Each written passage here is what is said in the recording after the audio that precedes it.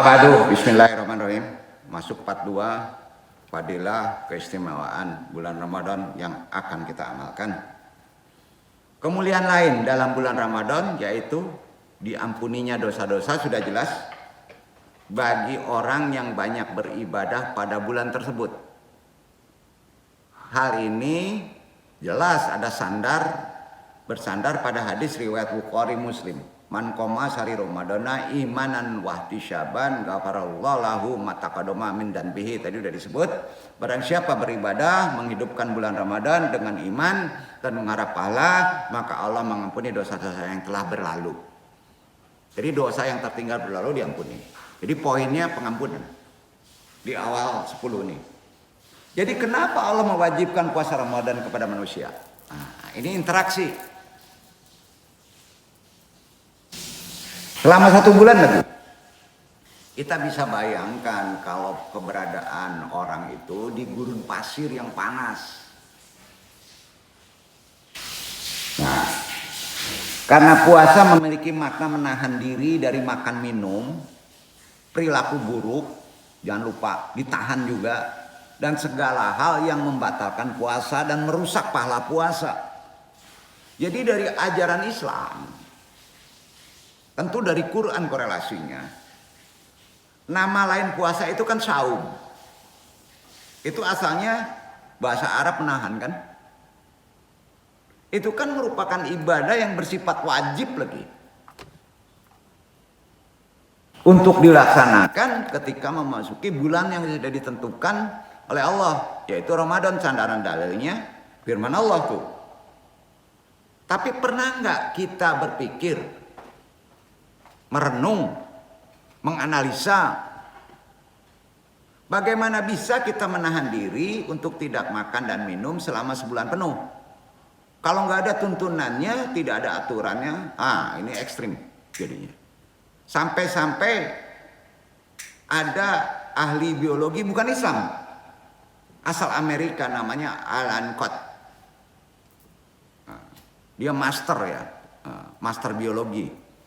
Beliau membuat buku yang berjudul Why Fasting, menjelaskan dampak dari puasa khususnya orang muslim itu sangat baik untuk tubuh. Di antaranya menjadikan penglihatan jelas. Jadi sebetulnya kalau bulan puasa, puasanya benar, itu nggak perlu pakai kacamata. Benar. Kalau puasanya benar, tuntunannya tentunya secara puasa yang lengkap, yang sempurna. Ya. Jadi sudah jelas, ya. Mata itu, kata ahli biologi nih, Alan Cott, ya, menjadi penglihatan jelas. Kemudian membersihkan badan dari berbagai penyakit. Menahan itu membersihkan badan dari berbagai penyakit. Ditahannya penyakit itu, dibersihkan tuh. Menurunkan tekanan darah tinggi dan kadar lemak.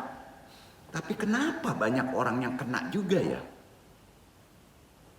Hakikatnya harus paham, puasanya harus paham ilmunya, diilmui. Puasa yang sempurna itu gimana? Nanti ngebahas. Mampu mengendalikan nafsu, sudah jelas. Kemudian membuat badan sehat dengan sendirinya, tanpa obat. Ya. Dapat mengendorkan ketegangan jiwa. Nah, orang yang sering depresi, galau. Dapat menajamkan fungsi indrawi, enggak mata aja. Ya. Dapat mengendalikan kemauan diri sendiri di kendalian. Kadang-kadang kemauan kita kan sering bablas. Bisa dikendalikan. Ini lebih ruhani. Serta bisa memperlambat proses penuaan. Nggak perlu operasi plastik. Kalau benar puasanya. Itu kata orang di analisa itu. Sains tuh. Ahli biologi itu. Amerika. Alan Cott. Nah, ada bukunya lagi. Sampai iri dia. Ya. Jadi beliau juga melakukan puasa. Masa kita nggak mau puasa?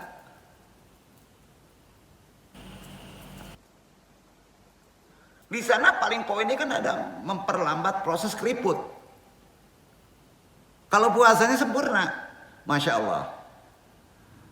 Begitu menakjubkan dalam konsep johir saja kepada tubuh dari Allah tuh. Maka Allah mewajibkan, berarti Allah sayang kan? Nah, mewajibkan pada umat muslim untuk berpuasa sebulan penuh jelas rahmat. Ternyata di balik kita berpuasa memiliki sejuta manfaat yang baik untuk kesehatan kita. Itu baru sisi-sisi fadilah keutamaannya aja tuh. Khusus untuk tubuh kita sebagai manusia. Untuk itu, tolong deh kita sebagai umat muslim seriusi puasa. Ilmui puasa itu. Bukan anggap ritual biasa aja. Nah, wajib banyak bersyukurlah karena adanya puasa. Karena diwajibkannya berpuasa itu ditetapkan maka Allah dengan rukun Islam yang ketiga. Betul kan? Selain bermanfaat untuk tubuh, ya, juga mendapatkan pahala. Nah, begitu besarnya rahmat Allah. Jadi puasa selain menahan makan, minum dengan sengaja, ada beberapa kebiasaan yang perlu Anung jelaskan. Kebiasaan ini sangat sepele. Itu bisa membatalkan puasa. Dan bisa merusak pahala puasa. Apa saja doang? Di antaranya.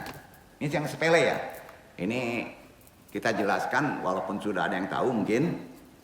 Pertama, kadibun. Apa itu kadibun?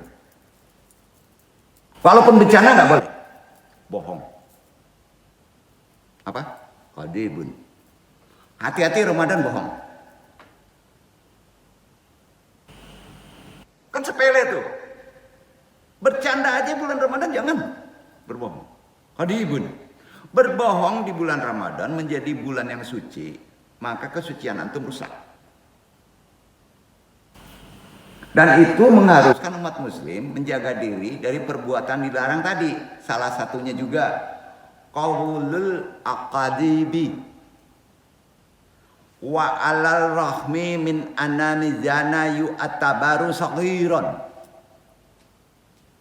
illa anil kadiba awal kadiba yukalilu bisaklin wadi min tahabi siyami bal wa yumkinu an yubtilahu. Berkata bohong, qaulul kadibi, berkata bohong walau skalanya dianggap kecil, sepele dan bercanda. Kebohongan atau berkata dusta jelas merusak puasa, bahkan bisa membatalkannya. Yubtilahu. Itu yang sepele. Itu udah mulai sempurna. Bukan menahan makan, itu anak puasa TK tuh. Jangan sampai amal-amal kita berkurang karena mengatakan yang tidak sesuai dengan kebenarannya kan. Nah, yang kedua yang sepele apalagi, yang bisa merusak puasa dan bisa membatalkannya. Apa coba yang kedua? An-namimatu. Apa itu? Gosip. Gosip. Siang jangan deh, malam terserah lah mau gosipin orang lain, terserah bodoh teuing lah. Nah, tadi malam ada yang gosip pula ya. Mudah-mudahan itu jadi tarbiyah kan. An-namimatu bisa rusak loh. Bahasa kerennya bergunjiang, bagunjiang kayak orang awak. Setiap kali berkumpul dengan teman, sahabat, kebiasaan sepele ini sulit hindari, benar nggak? Makanya jangan kongkow, kalwat. Tapi kok bergunjang, rusak tuh, bisa batal loh. Kalau ada orang sampai terdengar merusak, dia tidak melakukannya, tapi kita gunjingi. Padahal membicarakan orang lain atau bergosip bisa bikin rusak puasa dan bis termasuk dilarang oleh Allah. Bener kan? Itu yang sepele. Jadi kita terlalu tinggi mungkin pelajari puasa ya. Segera ganti topik deh. Dengan obrolan yang lebih bermanfaat, misalnya membahas resep makanan, udah enak tuh. Kapan nih bukanya besok nih gitu. Daripada ngomongin orang. Itu kan gampang-gampang solusinya. Jadi bulan Ramadan itu yang perlu anu ingatkan kembali. Tidak membicarakan keburukan orang lain di belakangnya. Itu poinnya. 3. Ini yang sering nih. Hati-hati, pahami.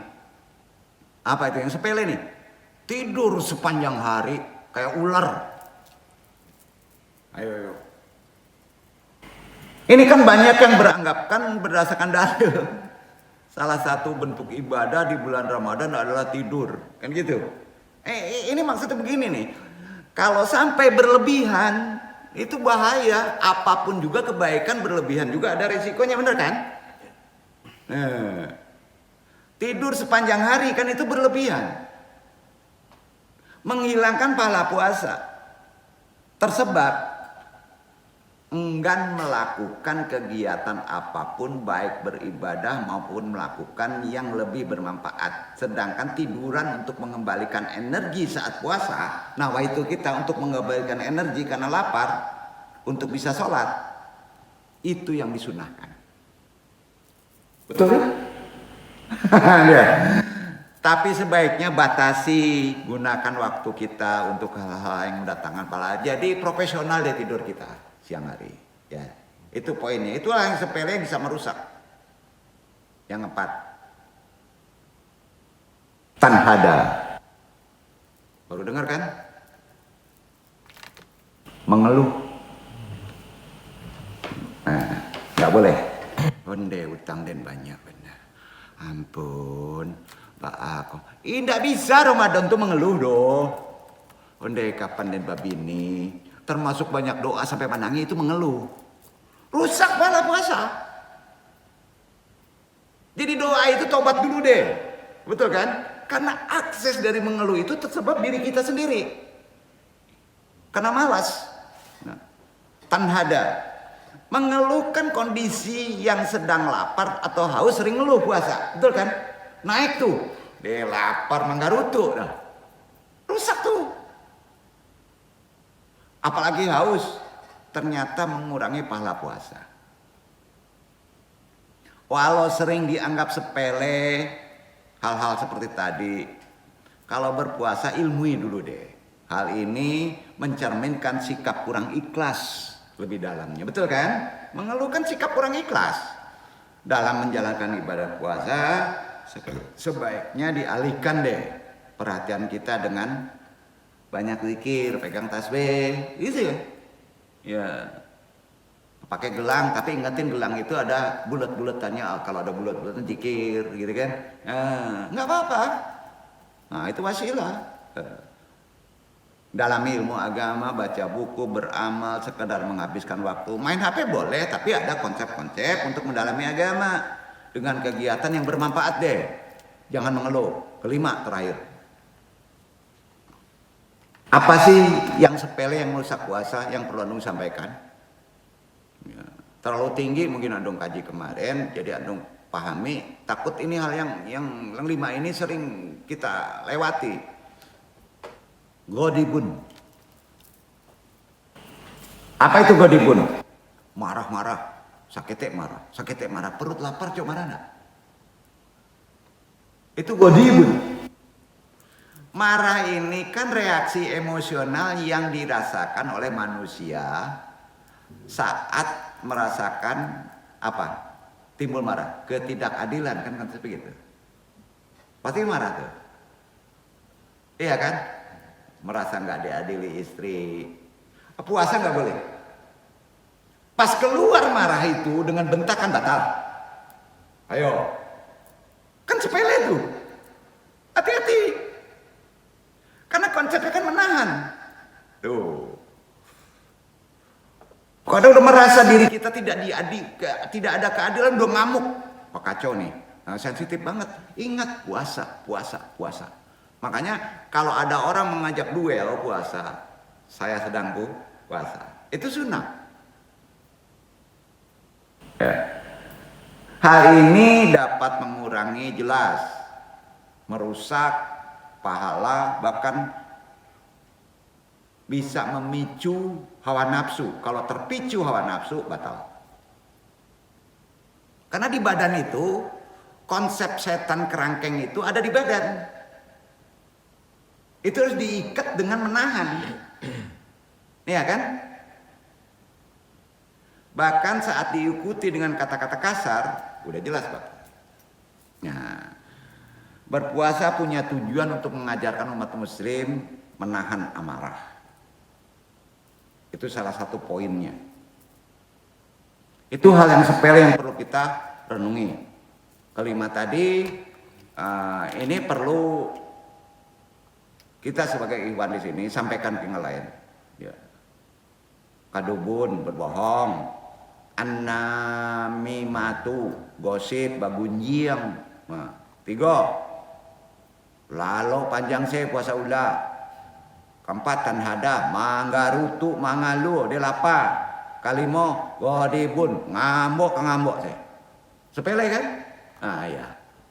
Mudah-mudahan nggak ada. Iwan kita nggak ada. Alhamdulillah udah pada tinggi-tinggi puasa tasawuf. Kan gitu tuh. Jika ada yang membuatmu kesal, daripada marah-marah, bisa membatalkan puasamu, maafkan aja deh. Itu syariat bahasanya. Berat dong.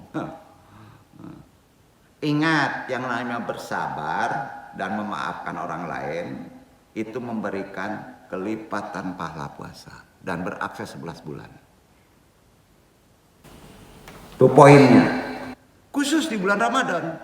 Maka istimewa. Jadi kebiasaan yang sering dilakukan sehari-hari ini tanpa disadari bisa merusak puasa dan bisa membatalkannya tanpa kita menyadarinya. Disinilah letaknya kita mengilmui puasa. Jangan dianggap enteng. Jadi kuatkan iman agar pahala puasa kita yang sudah dijalankan tetap menjadi sempurna dan utuh. Kan itu? Iya kan? Itu gunanya thalabul ilmi. Maka Masya Allah, limpah karunia banget deh orang yang berthalabul ilmi di bulan Ramadan. Kalau tahu manfaat di sini, thalabul ilmi dengan jelas, runutnya jelas, memenuhi syarat puasa, itu lebih hebat daripada perang Badar.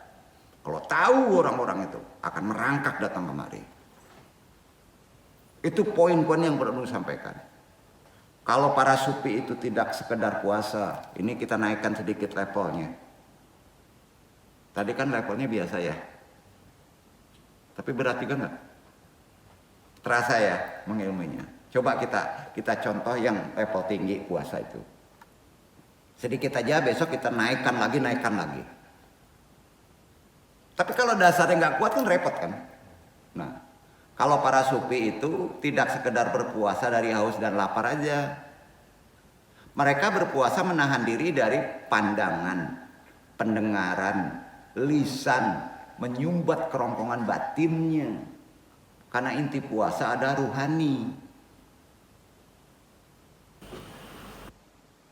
Lahirnya berpuasa mencapai syariat sebetulnya. Batinnya berpuasa bergegas menjemput makrifat. Sirnya rahasia Allah membumbung ke atas menggapai hakikat untuk bersanding bersama al-haq. Waduh. Naik gak? Naik kan? Itu puasa. Konsepnya. Dan itu puasa sempurnanya. Karena itu kemeriahan, kemegahan Ramadan yang ditandai dengan perintah puasa, seluruh umat muslim diwajibkan berpuasa 1 bulan selama bulan Ramadan secara sederhana. Kita harus ilmui puasa dapat diartikan sebagai menahan lapar dahaga dari menyingsingnya fajar hingga terbenamnya matahari. Itu konsep syariat. Ditandai dengan azan subuh dan diakhiri dengan azan maghrib, gitu aja deh. Jadi imsak itu boleh makan kalau tergesa. Subuh stop. Ibarat lampu kuning imsak itu. Nah, jangan salah pengertian nih. Ya. Kalau imsak itu lampu kuning. Kalau azan subuh lampu merah. Dan azan maghrib nggak boleh puasa. Bahaya itu. Berarti kamu merusak titipan Allah. Duduk. Itu konsepnya, itu udah konsep orang-orang sufi. Bersegeralah batalkan tuh. Nggak bisa ditahan sedikit pun.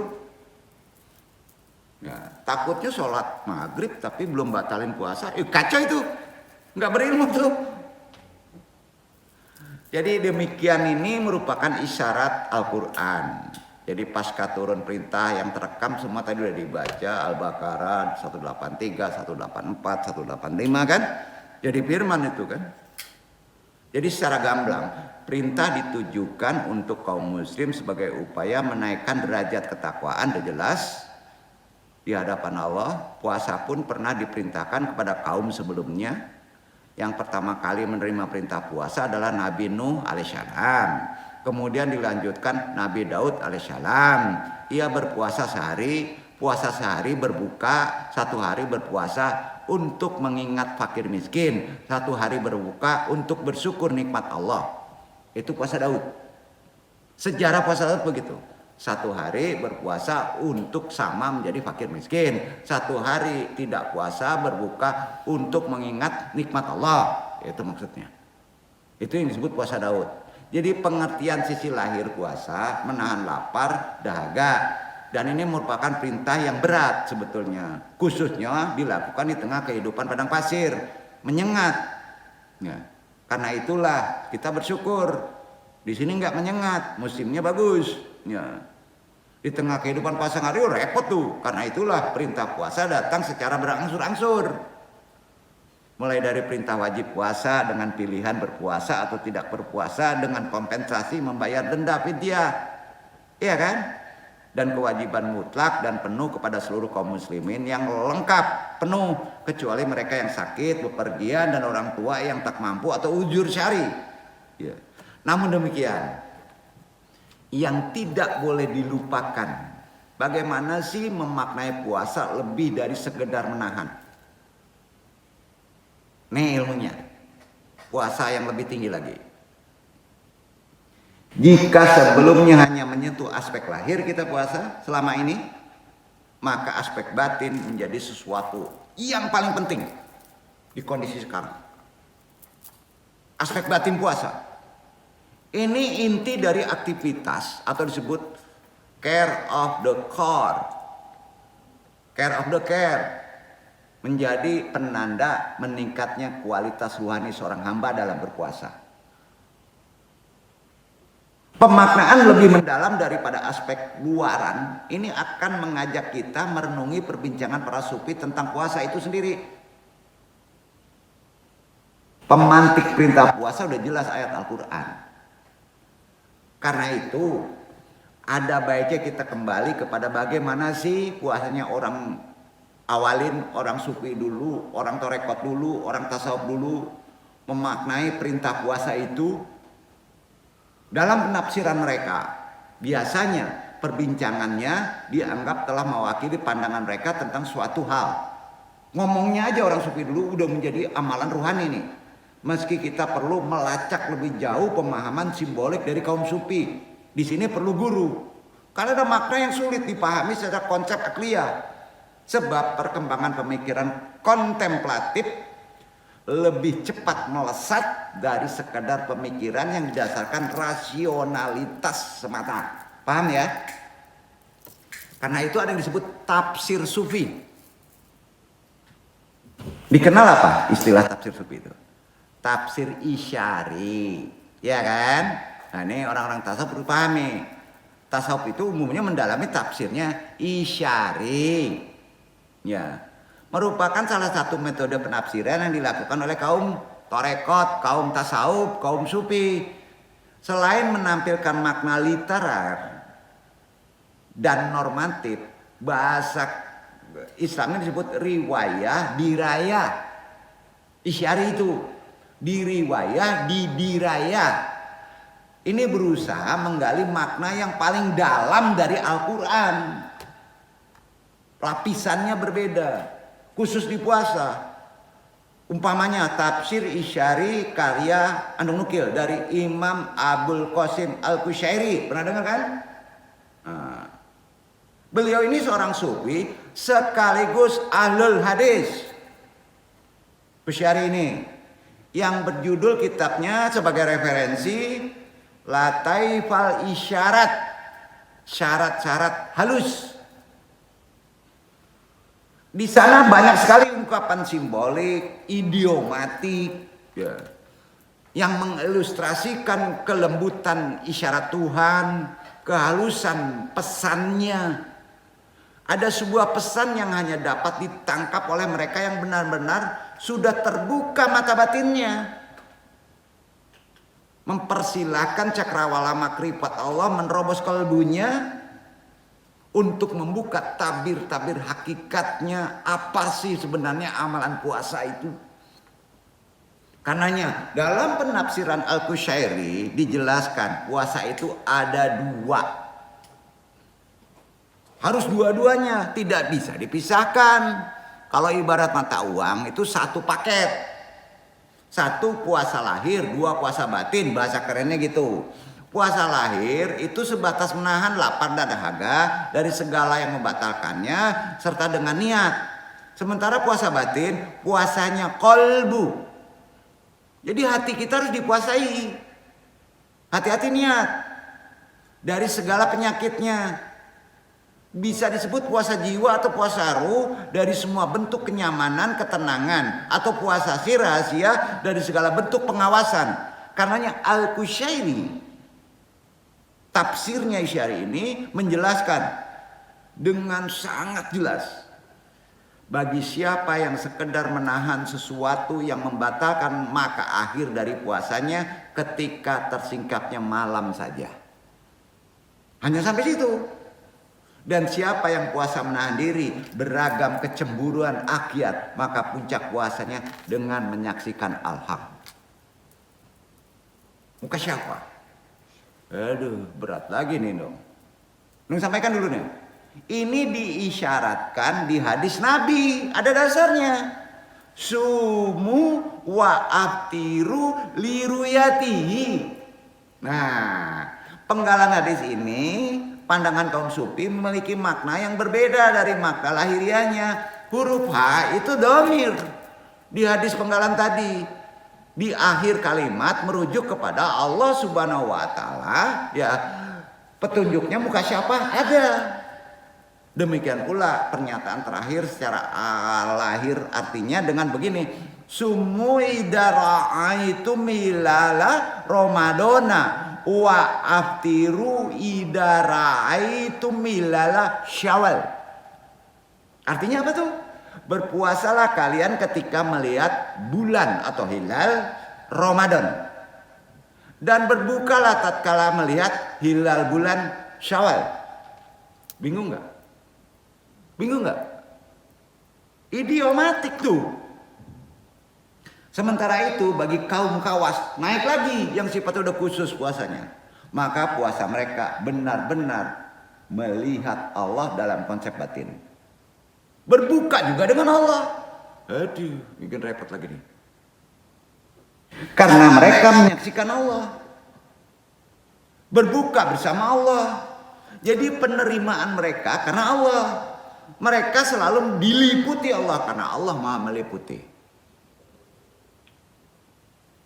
Pusing? Pusing enggak? Itu puasanya.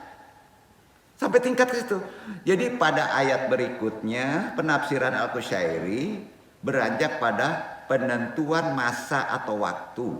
Karenanya Allah berfirman, Al-Baqarah 184. Itu dia tuh yang di 184 itu.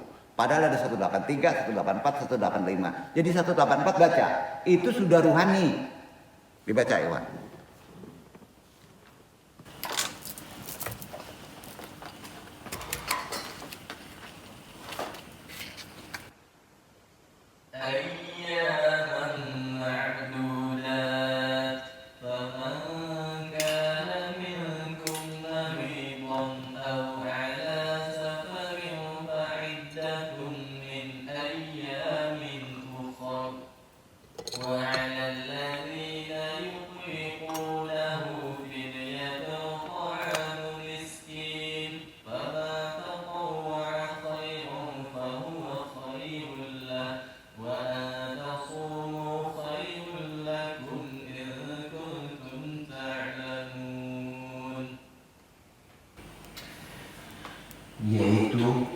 dalam beberapa hari yang tertentu, maka barang siapa di antara kamu ada yang sakit atau dalam perjalanan, lalu ia berbuka, maka wajib baginya berpuasa sebanyak hari yang ditinggalkan itu pada hari-hari yang lain. Dan wajib bagi orang-orang yang berat menjalankannya jika mereka tidak berpuasa membayar fidyah, yaitu memberi makan seorang miskin. Barang siapa yang dengan kerelaan hati mengerjakan kebajikan, maka itulah yang lebih baik baginya, dan berpuasa lebih baik bagimu jika kamu mengetahui. Puasa itu lebih baik tuh, maka ilmui kalau kamu ingin mengetahui. Itu sudah ruhani, kan ada fidyah. Nggak ada hitungan materinya itu.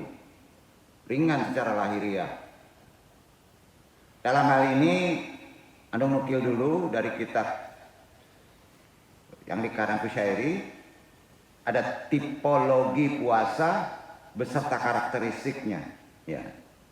Itu menjadi dua masing-masing. Pertama, yang perlu antum semua pahami dari konsep puasa secara ruhani adalah waman ra'al qamara Ramadana fa innahu yasumu lillahu walahul ajru. Siapa yang melihat bulan Ramadan, maka dia akan berpuasa karena Allah, dan dia pun berhak mendapatkan pahala. Jadi puasa karena Allah itu juga menegaskan kehambaan kepadanya. Dia menjadi sifat setiap hamba. Puasa lahiriah ini sekedar menegakkan aspek-aspek lahiriah semata seperti syarat dan rukunnya. Itu yang pertama. Yang kedua, kita pahami ya, yang lebih dalam lagi. Yang kedua, as-saumu da'akiliu ya'ani musahadata khalikil qamari fayasumu ma'allah wa yuqafa wa ala sakri kurbatin minnallah subhanahu wa ta'ala. Puasa batiniah berarti menyaksikan pencipta bulan, menyaksikan yang mencipta bulan sebagai petunjuk untuk puasa. Dia akan berpuasa kalau menyaksikan yang menciptakan bulan bersama Allah. Aduh. Dan akan diberi balasan berupa al-qurbah, kedekatan, nempel bersama Allah Subhanahu wa ta'ala. Ketangkap secara logika? Itu ditafsiri syiari loh. Maka dari itu puasa bersama Allah ini perlu antum curai dulu. Gimana sih puasa bersama Allah? Berarti dia sedang meluruskan kehendaknya. Paham? Sekaligus menjadi karakter bagi orang-orang yang berkemauan kuat. Dia tidak sekedar mengikuti aspek-aspek lahiriah saja, namun lebih dari itu, puasa bersama Allah artinya menahan diri melalui isyarat-isyarat hakikat. Kelemahan menjadi istirahat sekaligus keselamatan. Dan puasa merupakan sifat sandaran yang tak tertandingi oleh apapun. Seperti firman Allah Subhanahu wa ta'ala yang berbunyi laisa mitluhu syai'un. Apa itu? Tak ada satupun yang serupa dengan dia. Maka barang siapa mengenakan sifat tadi, darinya akan memancarkan ilmu makrifat dari konsep berpuasa dan penyaksian, terbuka hijab. Jadi sejatinya puasa bagi kaum sufi, orang yang bertarekat yang mau mengamalkan tasawuf, menjadi salah satu aktivitas ruhani untuk menghidupkan hati, membuka tabir-tabir makrifat. Mereka terbiasa dengan lelaku di luar kebiasaan manusia kebanyakan. Semakin dalam pemaknaan suatu perintah, suatu anjuran, maka kesungguhan untuk menyamalkannya, menjalankannya pun akan mencapai peningkatan yang krusial. Alhasil, nilai yang dihasilkannya akan lebih mendalam, mengakar, karena puncak tujuan kita tidak lain adalah al-haq, Allah Subhanahu wa taala. Jadi puasa berarti menahan lapar. Anak-anak tuh, terma lapar itu alju, pernah dong sampaikan. Dalam konstelasi ruhani kaum sufi ini menjadi satu tahapan olah batin yang sangat penting. Jadi antum puasa tadi kerasa lapar nggak? Mungkin kemarin puasa manusia zaman akhirul itu mungkin hilang laparnya. Berarti belum sempurna. Gimana supaya lapar? Ada ikhtiari.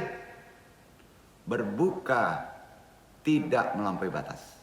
Bersahur tidak melampaui batas. Itu puasanya orang dulu. Nah, Nabi cuma pakai 3 jari. Jadi kalau puasa itu dendam, kacau itu. Gitu maksudnya gitu. Nah, di sini yang perlu anu pelajari.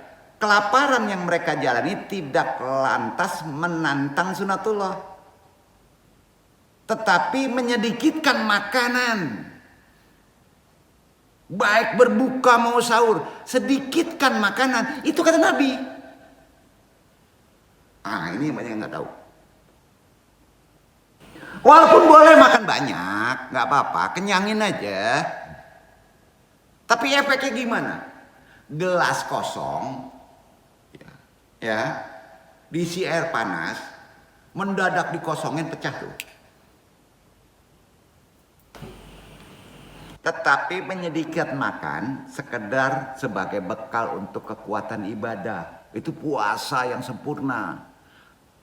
Sampai-sampai Rasulullah mengingatkan melalui sabda hadis yang sahih. Nih, mamin wa yamla uhul insanu syarun min batinihi lidayakwi an yakula bidaula kaima fakot li taqwiyati amudihil fakurihi taufirit ta'akati fa in lam yastatila falayamla batinutilatan minat ta'ami wa tulutan minas syarabi wa tulutan min nafsi. Tidak ada bejana yang diisi oleh manusia yang lebih buruk daripada perutnya. Maka cukup baginya memakan beberapa suapan saja sekedar untuk menegakkan tulang punggungnya supaya ada tenaga. Jika tidak sanggup, maka dia dapat memenuhi perutnya dengan sepertiga makanan, sepertiga minuman, sepertiga untuk napasnya. Paham? Itu hadis. Ba'a. Ikhwan Iqbal tadi makan ba'a. Dandam. Lah kanyang, alun kanyang, hap. Tiga makanan, sepertiga untuk minum, sepertiga untuk angok. Kan gitu. Jadi isyarat hadis tadi dilarang bagi ingin sempurna puasanya, tidak menganjurkan kita untuk meninggalkan makanan ekstrim, tapi tidak boleh memakan melampaui batas. Ada ukurannya. Mengkonsumsi makanan sekedar memberikan kekuatan dalam menegakkan ibadah. Itu perintah Nabi. Paham? Bisa mengamalkannya? Ukur. Kalau enggak 10 sempurna, berang-berang di orang rumah kacau. Iya enggak? Untuk sekedar menegakkan ibadah tulang punggungnya kepada Allah. Dan lapar dalam puasa berarti ada masa di mana kita menahan makan dan minum serta hal-hal yang membatalkan berdasarkan ketentuan fikih. Setelah fajar menyingsing hingga terbenamnya matahari ditandai dengan azan maghrib harus terasa laparnya. Tidak sempurna kalau antum puasa tidak ada terasa laparnya. Gimana?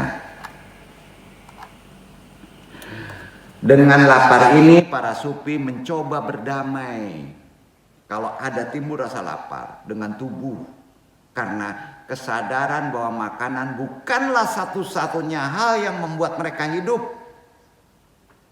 Itu telah tertanam oleh ulama-ulama dulu, sufi dulu dalam batinnya. Mereka benar-benar menginsafi lapar itu harus dalam puasa. Harus ada. Karena lapar itu baik. Melalui menyedikitkan makanan. Waktu sahur dan waktu berbuka. Maupun saat puasa itu akan timbul terasa laparnya. Karena lapar ada pada puasa itu menekan syahwat kebinatangan jelas. Sekaligus mempersempit jalan setan dalam darah manusia. Jelas. Seperti ungkapan hadis sahih dari Nabi. Inna syaitona yatasyalalu illa mazrada mil basyarihi fadayiko babudduhuli bilzui as-sawmi.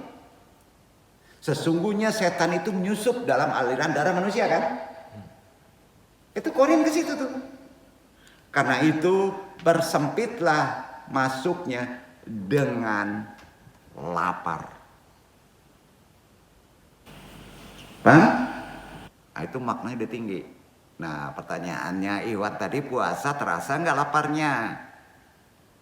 Jadi puasa Ramadan melatih hampir semua umat Muhammad dalam berbagai tingkatan kesalehan untuk berpuasa menahan lapar dan dahaga. Tidak hanya itu, puasa Ramadan juga menjadi pelindung dari setan, seperti ungkapan Al-Burjaimi, seorang sufi ahli fikih.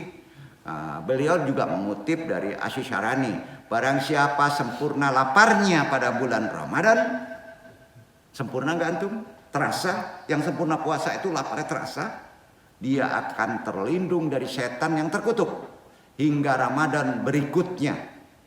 Konsepnya udah 11. Karena puasa adalah perisai yang melindungi tubuh seseorang yang berpuasa selama tidak dirusak oleh sesuatu pun. Apabila ia rusak, maka setan pun masuk melalui tempat yang rusak itu. Maka dari itu, untuk memberikan kualitas terbaik dalam lapar puasa Ramadan, kita pun perlu mengenali beragam perilaku yang merusak puasa, baik secara sepele maupun secara serius, khusus di ruhani. Ria, bohong, takabur. Itulah puasa-puasa yang penting Antum sampaikan pada ikhwan di sini maupun ikhwan yang tidak hadir. Insya Allah kita mencapai puasa yang sempurna. Kita sambung nanti di lain waktu kalau diberi waktu di video selanjutnya atau di part kedua atau di bab kedua. Wallahu a'lam bishawab. Berpuasa kita besok, mudah-mudahan Allah meridhoi. Wassalamualaikum warahmatullahi wabarakatuh.